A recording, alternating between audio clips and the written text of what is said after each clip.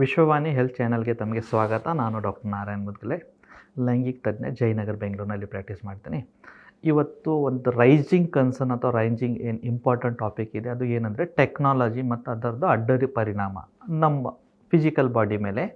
ಅದರಲ್ಲಿ ನನ್ನ ಟಾಪಿಕ್ ಏನಿದೆ ಅಂದರೆ, ನಾನು ಮೇನ್ಲಿ ಸೆಕ್ಸುವಲ್ ಮೆಡಿಸಿನ್ ಪ್ರಾಕ್ಟೀಸ್ ಮಾಡೋಕ್ಕಿಂತ ಈ ಟೆಕ್ನಾಲಜಿ ಬಳಕೆಯಿಂದ ಲೈಂಗಿಕ ಡಿಸೈರ್ಸು ಅಥವಾ ಅದರಲ್ಲಿ ಏನಾದರೂ ಅಡ್ಡ ಪರಿಣಾಮ ಆಗ್ತಾ ಇದೆ ಅಂತ ಈ ವಿಷಯದಲ್ಲಿ ನಾನು ಮಾತಾಡ್ತೀನಿ.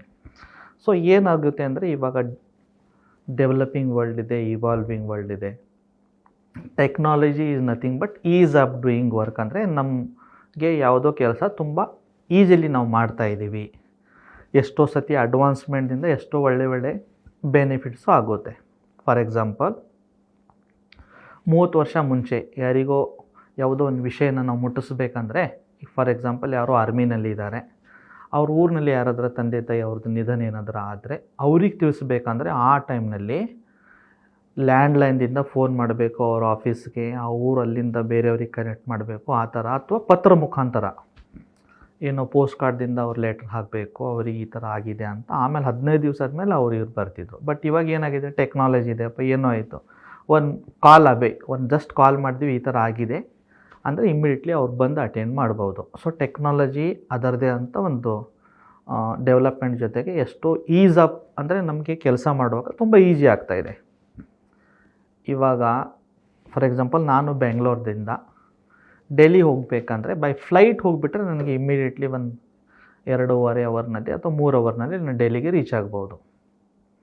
ಸೊ ಟೆಕ್ನಾಲಜಿದಿಂದ ಎಷ್ಟೋ ಸತಿ ನಮ್ಮ ಲೈಫ್ನಲ್ಲಿ ಕಂಫರ್ಟ್ ಬರುತ್ತೆ.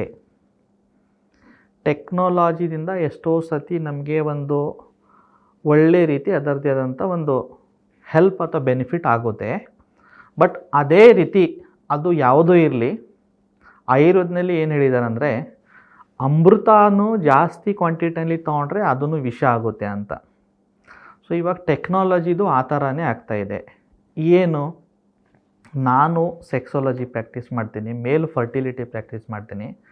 ಎಷ್ಟೋ ಸತಿ ನಾನು ನೋಡ್ತೀನಿ ಯಂಗ್ ಹುಡುಗರು in the age group up, ಅದು 20 ವರ್ಷದಿಂದ 35 ವರ್ಷ ಒಳಗಡೆ ಅಂತ ತಿಳ್ಕೊಳ್ಳಿ. ಇವ್ರನಲ್ಲಿ ಏನಾಗ್ತಾಯಿದೆ ಅಂದರೆ, ಲ್ಯಾಕ್ ಆಫ್ ಸೆಕ್ಸುವಲ್ ಡಿಸೈರ್ ಅಥವಾ ಲೈಂಗಿಕ ಆಸಕ್ತಿ ಕಡಿಮೆ ಆಗ್ತಾಯಿದೆ. ಅದು ಟೆಕ್ನಾಲಜಿ ಉಪಯೋಗದಿಂದ. ಅದು ಹೇಗೆ ತಾವು ಹೇಳ್ತೀರಾ ಸರ್ ಅಂದರೆ, ಇವತ್ತು ನಾಳೆ ಏನಿದೆ, ಇವಾಗ ಫಾರ್ ಎಕ್ಸಾಂಪಲ್ ಒಂದು ಮೊಬೈಲ್ ಇದೆ ಅಂತ ತಿಳ್ಕೊಳ್ಳಿ. ತಮಗೆ ರೆಗ್ಯುಲರಾಗಿ ಮೊಬೈಲ್ನಲ್ಲಿ ರೀಲ್ಸ್ ನೋಡೋದು ಅಭ್ಯಾಸ ಆಗಿದಿರುತ್ತೆ. ಎವ್ರಿ ಟೈಮ್ ನೀವು ರೀಲ್ಸ್ ನೋಡ್ತೀರಾ, ಮತ್ತೊಂದು ಬೇರೆದು ರೀಲ್ ಬರುತ್ತೆ, ಮತ್ತು ಅದನ್ನು ನೋಡಬೇಕಂತ ಅನಿಸುತ್ತೆ, ಮತ್ತೊಂದು ನೋಡಬೇಕನ್ಸುತ್ತೆ. ಎವ್ರಿ ಟೈಮ್ ಯಾವುದೋ ರೀಲ್ ನೀವು ನೋಡ್ತಾ ಹೋಗಿದಾಗ ಆ ರಿಲೇಟೆಡ್ ರೀಲ್ಸೇ ನಿಮಗೆ ಬರುತ್ತೆ. ಎವ್ರಿ ಟೈಮ್ ಅದು ಮಾಡುವಾಗ ನಿಮ್ಮ ಬಾಡಿನಲ್ಲಿ ಪ್ರತಿ ಕ್ಷಣಕ್ಕೆ ಡೋಪಾಮೈನ್ ಅಂತ ಕೆಮಿಕಲ್ ಅದು ರಿಲೀಸ್ ಆಗ್ತಾಯಿದೆ. ಈ ಡೋಪಾಮೈನ್ ಒಂದು ಲೆವೆಲ್ಗಿಂತ ಜಾಸ್ತಿ ರಿಲೀಸ್ ಆದರೆ ಏನಾಗುತ್ತೆ, ನಿಮಗೆ ಯಾವುದೋ ಬೇರೆದು ಇಚ್ಛೆ ಇರಲ್ಲ. ಹೇಳ್ತಾರಂದರೆ, ಒಂದು ವ್ಯಕ್ತಿ ಅವನಿಗೆ ಸ್ವಲ್ಪ ಬೋರ್ ಆಗಬೇಕು. ಇವಾಗ ಹೇಗಾಗಿದೆ, ನೀವು ಫಾರ್ ಎಕ್ಸಾಂಪಲ್ ಒಂದು ಡಾಕ್ಟರ್ ಇದ್ದೀರಾ ಅಂತ ತಿಳ್ಕೊಳ್ಳಿ, ನೀವು ಪೇಷಂಟ್ ನೋಡ್ತಾ ಇದ್ದೀರಾ. ಸ್ವಲ್ಪ ಪೇಷಂಟ್ ಮುಗೀತು ಅಂದರೆ ಜಸ್ಟ್ ಮೊಬೈಲ್ ಚೆಕ್ ಮಾಡ್ತಾರೆ, ಯಾರಿದ್ರೆ ಮೆಸೇಜ್ ಬಂದಿದೆ, ಏನೋ ಕಾಲ್ಸ್ ಬಂದಿದೆ, ಅಥವಾ ಯಾವುದೋ ಒಂದು ಇನ್ಸ್ಟಾ ಓಪನ್ ಮಾಡೋದು, ರೀಲ್ ನೋಡೋದು, ಅಥವಾ ಯಾವುದೋ ಬೇರೆ ಪ್ರೊಫೆಷನಲ್ಲಿ ಅಂತ ತಿಳ್ಕೊಳ್ಳಿ. ಆವಾಗ ಏನಾಗುತ್ತೆ, ನಾವು ನಮ್ಮ ಮೈಂಡ್ನ ಯಾವಾಗೂ ಅಕ್ಯುಪೈಡ್ ಇರ್ತಾಯಿದ್ದೀವಿ, ಅಥವಾ ಕರೆಕ್ಟಾಗಿ ಎವ್ರಿ ಟೈಮ್ ನಮ್ಮ ಮೈಂಡ್ಗೆ ರಿಲ್ಯಾಕ್ಸ್ ಸಿಗ್ತಾಯಿಲ್ಲ. ನೀವು ಕೆಲಸ ಮಾಡ್ತಾ ಇದ್ದರೆ ನಿಮ್ಮ ಏನು ಕೆಲಸ ಇದೆ, ಇಫ್ ಇನ್ ಕೇಸ್ ನಿಮ್ಮ ಕೆಲಸ ಆದ ತಕ್ಷಣ ನೀವೇನು ಮಾಡ್ತೀರಾ, ಟೆಕ್ನಾಲಜಿನ ಬೆಳೆಸ್ತೀರ. ಅದು ಮೊಬೈಲ್ ನೋಡ್ಬೋದು, ಲ್ಯಾಪ್ಟಾಪ್ ನೋಡ್ಬೋದು. ಇದು ಏನಿದೆ, ನೀವು ಸ್ಕ್ರೀನ್ ಟೈಮ್ ಏನಿದೆ ಜಾಸ್ತಿ ಆಗಿದ್ದಾಗ ನಿಮ್ಮ ಮೈಂಡ್ಗೆ ಕರೆಕ್ಟಾಗಿ ರಿಲ್ಯಾಕ್ಸೇಷನ್ ಸಿಗೋಲ್ಲ.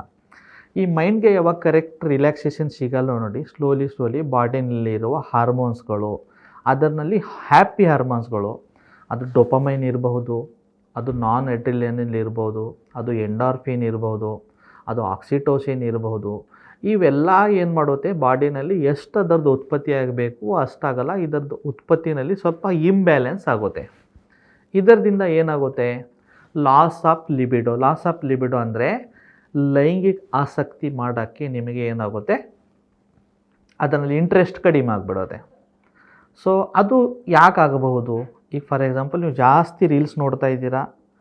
ಈಗ ಫಾರ್ ಎಕ್ಸಾಂಪಲ್ ಎಷ್ಟೋ ಜನ ಹುಡುಗರು, ನಾನು ಪ್ರಾಕ್ಟೀಸ್ ಮಾಡೋವಾಗ ಅಬ್ಸರ್ವ್ ಏನು ಮಾಡಿದ್ದೀನಿ ಅಂದರೆ, ಎಷ್ಟೋ ಜನ ಏನು ಮಾಡ್ತಾರೆ, ಈ ಥರ ಸ್ವಲ್ಪ ಕಂಟೆಂಟ್ ಅಥವಾ ವೀಡಿಯೋಸ್ ನೋಡ್ತಾರೆ. ಅದು XYZ ಅಂತ ತಿಳ್ಕೊಳ್ಳಿ. ಆವಾಗ ಏನಾಗುತ್ತೆ, ಅವರು ಆ ಪರ್ಟಿಕ್ಯುಲರ್ ಮೂಮೆಂಟ್ಗೆ ಆ ಆ್ಯಕ್ಟರ್ ಇರ್ಬೋದು ಅಥವಾ ಅಲ್ಲಿಂದ ಆ್ಯಕ್ಟ್ರೆಸಸ್ ಇರ್ಬೋದು, ಅವ್ರ ಬಾಡಿನ ನನ್ನ ಬಾಡಿನ ಕಂಪೇರ್ ಮಾಡೋಕ್ಕೆ ಸ್ಟಾರ್ಟ್ ಮಾಡ್ತಾರೆ. ಅವ್ನು ನೋಡೋಕೆ ತುಂಬ ಹ್ಯಾಂಡ್ಸಮ್ ಆಗಿದ್ದಾನೆ, ಅವ್ನು ತುಂಬ ಮಸ್ಕುಲೈನ್ ಇದ್ದಾನೆ, ಅವ್ನ ಪ್ರೈವೇಟ್ ಪಾರ್ಟ್ ಇಷ್ಟು ಲೆಂತ್ ಇದೆ, ನನ್ನ ಲೆಂತ್ ಕಡಿಮೆ ಇದೆ ಅಂತ ಈ ಥರ ಕಂಪ್ಯಾರಿಸನ್ ಸ್ಟಾರ್ಟ್ ಮಾಡ್ತಾನೆ. ಕಂಪ್ಯಾರಿಸನ್ ಸ್ಟಾರ್ಟ್ ಮಾಡುವಾಗ ಏನಾಗುತ್ತೆ, ಅವನಿಗೆ ಸ್ವಲ್ಪ ಗಿಲ್ಟ್ ಫೀಲ್ ಆಗುತ್ತೆ, ಲ್ಯಾಕ್ ಆಫ್ ಸೆಲ್ಫ್ ಎಸ್ಟೀಮ್. ಇವನ ಮೇಲೆ ಇವನು ಡೌಟ್ ಮಾಡೋಕ್ಕೆ ಸ್ಟಾರ್ಟ್ ಮಾಡ್ತಾನೆ. ನನ್ನ ಕೈದಿಂದ ಸೆಕ್ಸ್ ಮಾಡೋಕ್ಕಾಗುತ್ತಾ, ಬಿಕಾಸ್ ಅಲ್ಲಿಂದ ನಾನು ನೋಡಿದ್ರೆ ಇಲ್ಲಿ ನಾನು ನೋಡಿದ್ರೆ ಅವನು ಹಾಫ್ ಆನ್ ಅವರ್ ಸೇರ್ತಾ ಇದೆ, ನನಗೆ 5 ನಿಮಿಷನೂ ಸೇರೋಕ್ಕಾಗುತ್ತೋ ಇಲ್ಲೋ ಅಂತ ಸುಮ್ಮನೆ ಕಂಪ್ಯಾರಿಸನ್ ಸ್ಟಾರ್ಟ್ ಆಗುತ್ತೆ. ಆ ಕಂಪ್ಯಾರಿಸನ್ಸ್ದಿಂದನೇ ಎಷ್ಟೋ ಸತಿ ಏನಾಗುತ್ತೆ, ಲ್ಯಾಕ್ ಆಫ್ ಲಿಬಿಡೋ ಅಥವಾ ಇದರಲ್ಲಿ ಇಂಟ್ರೆಸ್ಟ್ ಕಡಿಮೆ ಆಗಿಬಿಡೋದೆ. ಸೊ ಟೆಕ್ನಾಲಜಿದು ಅದು ಅಂತ ಎಫೆಕ್ಟ್ ಆಯಿತು. ಎರಡನೇದೇನು, ಯಾವಾಗ ನೀವು ಜಾಸ್ತಿ ಟೈಮ್ ನೋಡ್ತಾ ಇರ್ತೀರ, ಎವ್ರಿ ಟೈಮ್ ಡೋಪಾಮೈನ್ ಸೀಕ್ರೆಟ್ ಆಗ್ತಾ ಇದೆ, ಅದರಲ್ಲಿ ಏನಾಗುತ್ತೆ, ಈ ಇಂಟ್ರೆಸ್ಟ್ ಕಡಿಮೆ ಆಗುತ್ತೆ. ಮೂರನೇದು, ಯಾವಾಗ ನೀವು ಜಾಸ್ತಿ ಟೆಕ್ನಾಲಜಿಗೆ ಅಡಿಕ್ಟ್ ಇದ್ದೀರಾ, ಕಂಟಿನ್ಯೂಸ್ ಸಿಟ್ಟಿಂಗ್ ಜಾಬ್ ಇದೆ, ಫಾರ್ ಎಕ್ಸಾಂಪಲ್ ಒಂದು ಸಾಫ್ಟ್ವೇರ್ ಇಂಜಿನಿಯರ್ ಇದ್ದೀರಾ ಅಥವಾ ಆಫೀಸ್ನಲ್ಲಿ ಕೆಲಸ ಮಾಡ್ತೀರಾ, ಕಂಟಿನ್ಯೂ 12 to 14 hours ಸ್ಕ್ರೀನ್ ಎದುರುಗಡೆನೇ ಇರ್ತೀರ, ಟೋಟಲಿ ಮೈಂಡ್ ಜಾಮ್ ಆಗಿದಿರುತ್ತೆ, ಪೂರ್ತಿ ಕೆಲಸ ಮಾಡಿ ಮಾಡಿ ಮಾಡಿ ಸ್ಟ್ರೆಸ್ ಜಾಸ್ತಿ ಆಗಿದಿರುತ್ತೆ. ಆವಾಗ ಏನಾಗುತ್ತೆ, ನೀವು ಮನೆಗೆ ಹೋಗ್ತೀರಾ, ಊಟ ಮಾಡಿಬಿಡ್ತಾರೆ, ಮಲಗ್ತೀರ. ಯಾಕಂದರೆ ಇದರಲ್ಲಿ ನಿಮಗೆ ಇಂಟ್ರೆಸ್ಟ್ ಇರಲ್ಲ, ಯಾಕಂದ್ರೆ ಇಡೀ ನಿಮ್ಮ ಬಾಡಿ ಎನರ್ಜಿ ಏನಿದೆಯಲ್ಲ ಪೂರ್ತಿ ಸಕ್ಕಾಗ್ಬಿಟ್ಟಿದೆ ಅಥವಾ ಪೂರ್ತಿ ಎಳ್ಕೊಂಡಿದೆ. ಆವಾಗ ಅದರಲ್ಲಿ ಇಂಟ್ರೆಸ್ಟ್ ಇರಲ್ಲ. ಸೊ ಈ ಥರ ಏನಿದೆ, ಟೆಕ್ನಾಲಜಿ ಏನಿದೆ ಬೆಳಗ್ಗೆ ಅದರದೇ ಆದಂಥ ಒಂದು ಅಡ್ಡ ಪರಿಣಾಮ ಇದೆ. ಸೊ ಇದನ್ನು ನಾವು ಹೇಗೆ ತಡಿಬಹುದು ಅಥವಾ ಇದನ್ನು ಏನು ಮಾಡಬಹುದು ನಾವು? ಸೊ ಫಸ್ಟ್ ಆ್ಯಂಡ್ ಫಾರ್ಮೋಸ್ಟ್, ನಾವು ನಮ್ಮ ಸ್ಕ್ರೀನ್ ಟೈಮ್ನ ನಾವು ಮ್ಯಾನೇಜ್ ಮಾಡಬೇಕು. ನಂದು ಇಷ್ಟು ವರ್ಕಿಂಗ್ ಅವರ್ ಇದೆ, ನನ್ನ ಪರ್ಸ್ನಲ್ ಎಂಟರ್ಟೈನ್ಮೆಂಟ್ಗಾಗಿ ನಾನು 35 ಅಥವಾ 40 ಮಿನಿಟ್ಸ್ ನಾನು ಡೈಲಿ ಈ ಥರ ನಾನು ವೀಡಿಯೋಸ್ ನೋಡ್ಬೋದು. ಅದಕ್ಕಿಂತ ಜಾಸ್ತಿ ನಾನು ಏನಾದರೂ ವಾಟ್ಸಪ್ನಲ್ಲಿ ಮೆಸೇಜಸ್ ಬಂದಿದೆ, ಆಫೀಷಿಯಲ್ ಮೆಸೇಜ್ ಬಂದಿದೆ, ಅದಕ್ಕೆ ಬಿಟ್ಟು ಜಾಸ್ತಿ ನೋಡಬಾರ್ದು. ಮತ್ತು ಸ್ಪೆಷಲಿ ರಾತ್ರಿ ಮಲಗೋಕ್ಕಿಂತ ಅಟ್ಲೀಸ್ಟ್ 1 hour ಬಿಫೋರ್ ನೀವು ಮೊಬೈಲ್ ತೆಗೆದು ಸೈಡಿಗೆ ಇಡಬೇಕು. ಯಾಕಂದರೆ ಅದು ಸ್ಕ್ರೀನ್ ತಾವು ನೋಡ್ತಾ ಇರ್ತಾ ನೋಡಿ, ಅದರ ಎಫೆಕ್ಟ್ ಮೈಂಡ್ ಮೇಲೆ ಆಗ್ತಾ ಇರುತ್ತೆ. ನೀವು ಮಲಗಿದಾದ್ಮೇಲೂ 1 to 1.5 hour ಆ ಮೊಬೈಲ್ದು ಎಫೆಕ್ಟ್ ನಿಮ್ಮ ಬಾಡಿ ಮೇಲೆ ಆಗ್ತಾ ಇರುತ್ತೆ. ಅದರಿಂದ ಒಂದು ಪ್ರಾಪರ್ ಡೀಪ್ ಸ್ಲೀಪ್ ಆಗಲ್ಲ, ಸ್ಲೀಪ್ ಡಿಸ್ಟರ್ಬೆನ್ಸ್ ಆಗುತ್ತೆ, ಸ್ಲೀಪ್ ಸೈಕಲ್ಸ್ ಕರೆಕ್ಟಾಗಿ ಆಗಲ್ಲ. ಇದರಿಂದ hormonal imbalance, metabolic disorders, obesity, ಆಮೇಲೆ ಆ್ಯಂಗ್ಸೈಟಿ, ಸ್ಟ್ರೆಸ್ಸು ಇವೆಲ್ಲ ಜಾಸ್ತಿ ಆಗುತ್ತೆ. ಅದರ ಜೊತೆಗೆ ಏನಂದರೆ ಟೆಕ್ನಾಲಜಿ ಚೆನ್ನಾಗಿದೆ, ಅದನ್ನು ಸರಿಯಾಗಿ ಉಪಯೋಗಿಸ್ಬೇಕು. ಎಷ್ಟೋ ಸತಿ ಏನಾಗುತ್ತೆ, ನಾನು ಅಬ್ಸರ್ವ್ ಮಾಡಿದ್ದೀನಿ, ಟೆಕ್ನಾಲಜಿದಿಂದ ಜನ ರಾಂಗ್ ಯೂಸ್ ಮಾಡಿಬಿಟ್ಟು ಬೇರೆಯವ್ರನ್ನ ಎಕ್ಸ್ಪ್ಲಾಯ್ಟ್ ಮಾಡೋಕ್ಕೆ ಯೂಸ್ ಮಾಡ್ತಾರೆ. ನನ್ನ ಹತ್ರ ಒಂದು ಕ್ಲೈಂಟ್ ಬಂದಿದ್ದರು, ಹೇಳಬೇಕಂದ್ರೆ ಆ್ಯಕ್ಚುಲಿ ಹೀಗೆ ಸೀನಿಯರ್ ಸಿಟಿಜನ್, ಒಂದು 65 to 70 years ಗ್ರೂಪು. ಅವ್ರ ಮಿಸ್ಸಸ್ ಕೋವಿಡ್ ಟೈಮ್ನಲ್ಲಿ ಡೆತ್ ಆಗಿತ್ತು. ಇವರು ಏನು ಸ್ವಲ್ಪ ಹೀಗೆ ವಾಟ್ಸಪ್ನಲ್ಲಿ ನೋಡುವಾಗ ಯಾವುದೋ ಒಂದು ಅನ್ನೋನ್ ಪರ್ಸನ್ದಿಂದ ಒಂದು ಹಾಯ್ ಅಂತ ಮೆಸೇಜ್ ಬಂತು. ಇವಾಗ ಆ ಏಜ್ಗೆ ಯಾರೋ ಬೇರೆ ಕಂಪೆನಿಲಿಲ್ಲ ಅಂತ ಇವ್ರು ಸ್ವಲ್ಪ ರಿಪ್ಲೈ ಮಾಡೋಕ್ಕೆ ಸ್ಟಾರ್ಟ್ ಮಾಡಿದ್ರು. ಅದರದಿಂದ ಏನಾಯಿತು, ಸ್ವಲ್ಪ ಸ್ಲೋಲಿ ಈ ಥರ ಅವನಿಗೆ ಒಂದು ಹನಿ ಟ್ರ್ಯಾಪ್ ಥರ, ನಿಮ್ಮ ಶರ್ಟ್ ತೆಗೆದ್ಬಿಟ್ಟು ನಿಮ್ಮ ಇದು ಮಾಡಿ ಅದು ಎಲ್ಲ ರೆಕಾರ್ಡ್ ಮಾಡಿಬಿಟ್ಟು ಆಮೇಲೆ ಅವನಿಗೆ ಬ್ಲ್ಯಾಕ್ ಮೇಲಿಂಗ್. ಆಮೇಲೆ ಅವನು ಮೆಂಟಲಿ ಸ್ಟ್ರೆಸ್, ಈಗ ಸಮಾಜದಲ್ಲಿ ನನ್ನ ಮರ್ಯಾದೆ ಹೋಗುತ್ತೆ, ಸೊಸೈಟಿನಲ್ಲಿ ನನ್ನ ಭಾಗ US ಇದ್ದಾನೆ, ಅವನಿಗೆ ಈ ವಿಷಯ ಎಲ್ಲ ಅದು ಗೊತ್ತಾದರೆ ಏನು ಮಾಡ್ಬೋದು, ಈಗ ಸೂಸೈಡ್ ಮಾಡಬೇಕು ಆ ಇಂಟೆನ್ಷನ್ ಇಟ್ಕೊಂಡೆ. ಬಟ್ ವೆರಿ ಸೇಮ್ ಟೈಮ್ ನಮ್ದು ಯಾವುದೋ ಯೂಟ್ಯೂಬ್ ಪ್ರೋಗ್ರಾಮ್ನಲ್ಲಿ ವೀಡಿಯೋ ನೋಡಿಬಿಟ್ಟು, ಡಾಕ್ಟ್ರೇ ಇದಕ್ಕೆ ಏನು ಮಾಡ್ಬೋದು ನಿಮ್ಮದು, ನನಗೆ ಸಲಹೆ ಬೇಕಂತ ಕ್ಲಿನಿಕ್ ಬಂದಿದ್ದರು. ನಾನು ಹೇಳಿದೆ, ಸರ್ ಈ ಥರ ಎಲ್ಲ ಏನಿಲ್ಲ, ಜಸ್ಟ್ ಎಕ್ಸ್ಪ್ಲೈಟೇಷನ್ ಇದೆ, ಏನಿಲ್ಲ, ವಿಡಿಯೋ ಅಪ್ಲೋಡ್ ಮಾಡ್ತೀರಾ ಮಾಡಿ, ಏನು ನನಗೆ ಪ್ರಾಬ್ಲಮ್ ಇಲ್ಲ ಅಂಥೇಳಿ, ಏನು ನೆಗ್ಲೆಕ್ಟ್ ಮಾಡಬೇಡಿ. ಬಟ್ ನೆಕ್ಸ್ಟ್ ಟೈಮ್ ಸ್ವಲ್ಪ ಎಚ್ಚರಿಕೆ ಇರಿ, ಟೆಕ್ನಾಲಜಿದಿಂದ ಈ ಥರನೂ ಸಮ್ ಟೈಮ್ ಅಡ್ಡ ಪರಿಣಾಮಗಳು ಆಗುತ್ತೆ. ಸೊ ನೀವು ಯಾವಾಗೋ ಟೆಕ್ನಾಲಜಿ ಯೂಸ್ ಮಾಡಬೇಕಂದ್ರೆ ಸ್ವಲ್ಪ ಹುಷಾರಾಗಿ ಯೂಸ್ ಮಾಡಿ. ಇದು ಬೆನಿಫಿಟ್ ಇದೆ, ಬಟ್ ನಿಮ್ಮ ಆರೋಗ್ಯ ಮೇಲೆ ಇದರ ದುಷ್ಪರಿಣಾಮಗಳು ಆಗ್ಬೋದು. ಯಾಕಂದರೆ ಎಷ್ಟೋ ಸತಿ ನಾವು ಟೆಕ್ನಾಲಜಿ ಯೂಸ್ ಮಾಡುವಾಗ ಅದರದ್ದು ಎಷ್ಟೋ ರೇಡಿಯೇಷನ್ ಇರುತ್ತೆ. ಈಗ ನಾವು ಫಾರ್ ಎಕ್ಸಾಂಪಲ್ ರಾತ್ರಿ ನಾವು ಮಲಗಿದಿರ್ತೀವಿ, ಫಾರ್ ಎಕ್ಸಾಂಪಲ್ ನಮ್ಮ ರೂಮ್ನಲ್ಲಿ ಏನಾದರೆ ವೈಫೈ ಏನಾದರೂ ಕಂಟಿನ್ಯೂಸ್ ನೈಟ್ ಅದು ರೋಟರ್ ನಡೀತಾ ಇದೆ ಅಂದರೆ, ಆ ರೇಡಿಯೇಷನ್ ಫ್ರೀಕ್ವೆನ್ಸಿ ಏನಿರುತ್ತಲ್ಲ ಸ್ಲೋಲಿ ಸ್ವಲ್ಪ ನಮ್ಮ ಬಾಡಿ ಮೇಲೆ, ನಮ್ಮ ಏನಿದೆಯಲ್ಲ ಮೈಂಡ್ ಮೇಲೆ ಅಫೆಕ್ಟ್ ಆಗ್ತಾ ಇರುತ್ತೆ. ನೀವು ಮಲಗ್ತಾ ಇದ್ದೀರಾ, ಬೆಟರ್ ನೀವೇನು ಮಾಡಿ, ನಿಮ್ಮ ವೈಫೈ ಏನು ಕನೆಕ್ಷನ್ ಇದೆ ರೂಮ್ನಲ್ಲಿ ಇಟ್ಕೋಬೇಡಿ, ಬೆಡ್ರೂಮ್ನಲ್ಲಿ ಸ್ಪೆಷಲಿ, ಹಾಲ್ನಲ್ಲಿ ಏನಾದರೂ ಇಡಿ.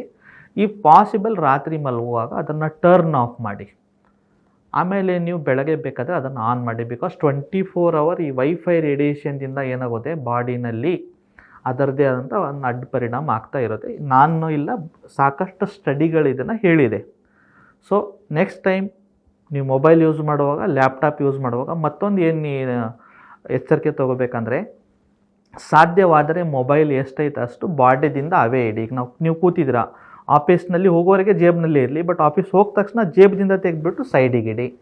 ಲ್ಯಾಪ್ಟಾಪ್ ಎಷ್ಟೋ ಜನ ಸಾಫ್ಟ್ವೇರ್ ಎಂಪ್ಲಾಯ್ ನಾವು ನೋಡಿದ್ದೀನಿ, ಇಲ್ಲಿ ತೊಡೆ ಮೇಲೆ ಇಟ್ಕೊಂಡೇ ವರ್ಕ್ ಮಾಡ್ತಾರೆ. ಆ ಥರ ಮಾಡೋಕ್ಕೆ ಹೋಗಬೇಡಿ. ಯಾವುದೋ ಒಂದು ಟೇಬಲ್ ತೊಗೊಳ್ಳಿ, ಅದ್ರ ಮೇಲೆ ಇಡಿ. ಯಾಕಂದರೆ ಅದು ಏನಿರುತ್ತೆ, ಒಂದು ಹೀಟ್ ರೇಡಿಯೇಷನ್ನ ಬಿಡ್ತಾ ಇರುತ್ತೆ. ವೆರಿ ಸೇಮ್ ಟೈಮ್ ಏನಿರುತ್ತೆ, ಅದರದ್ದೇ ಆದಂಥ ಒಂದು ಇಂಟರ್ನೆಟ್ ರೇಡಿಯೇಷನ್ ನಿಮ್ಮ ಬಾಡಿ ಮೇಲೆ ಸ್ಲೋಲಿ ಅಡ್ಡ ಪರಿಣಾಮ ಆಗ್ತಾಯಿದೆ. ಎಷ್ಟೋ ಸತಿ ನಾನು ನೋಡಿದ್ದೀನಿ, ಕ್ವಾಲಿಟಿ ಆಫ್ ಸ್ಪರ್ಮ್ ವೀಕ್ ಆಗ್ತಾಯಿದೆ. ರೆಗ್ಯುಲರ್ ಯಾರು ಸ್ವಲ್ಪ ತೊಡೆ ಮೇಲೆ ಲ್ಯಾಪ್ಟಾಪ್ ಇಟ್ಕೊಂಡು ರೆಗ್ಯುಲರಾಗಿ ಕೆಲಸ ಮಾಡ್ತಾರೆ 3 hours 4 hours, ಅವ್ರ ಸ್ಪರ್ಮ್ ಕ್ವಾಲಿಟಿನೂ ವೀಕ್ ಆಗ್ತಾಯಿದೆ, ಮಕ್ಕಳಾಗಕ್ಕೆ ತೊಂದರೆ ಆಗ್ತಾಯಿದೆ.